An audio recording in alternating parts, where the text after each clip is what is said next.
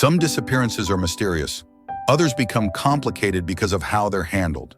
Not necessarily corruption, not necessarily bad intentions.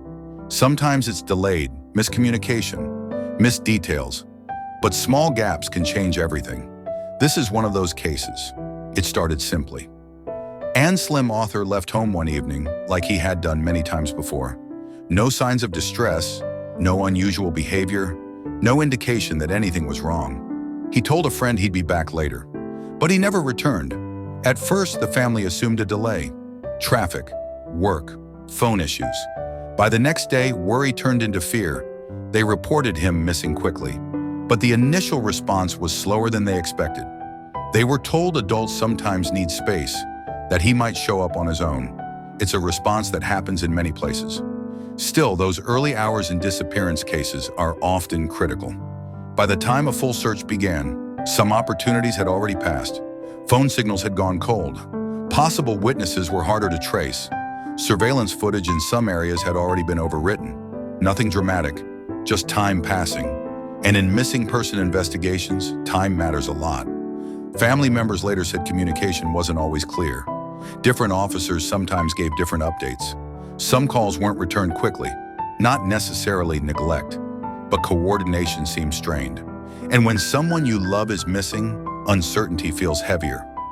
At one stage, there was confusion over documentation. Some records had to be resubmitted.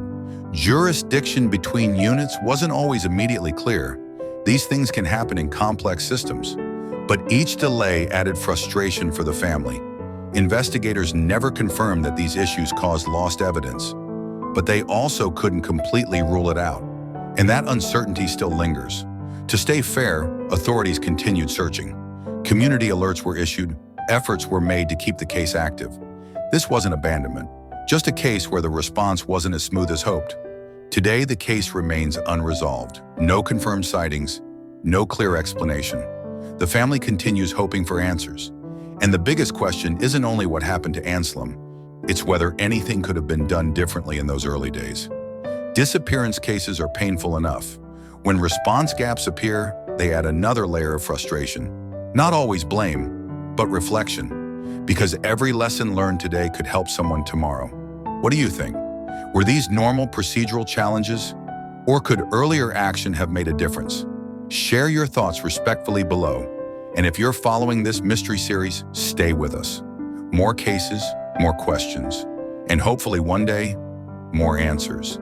Every case leaves a shadow. Every mystery deserves a voice. This is Shadow Case Files,